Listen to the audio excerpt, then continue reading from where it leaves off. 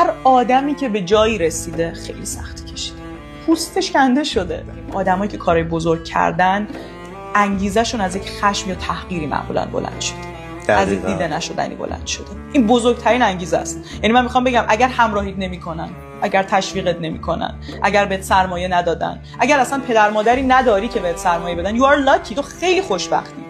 چون قدرت بیپولی خیلی زیاده، تو خیلی انگیزه داری برای تلاش کردن. قدرت حامی نداشتن خیلی زیاده، چون تو باید حامی خودت بشی. و آدم‌هایی که حامی خودشون میشن، آدم‌هایی که پول ساز میشن، دخترایی که بابای خودشون بودن، دخترایی که حامی خودشون بودن و پسرا، فرقی نمیکنه، حامیای خوبی هستن.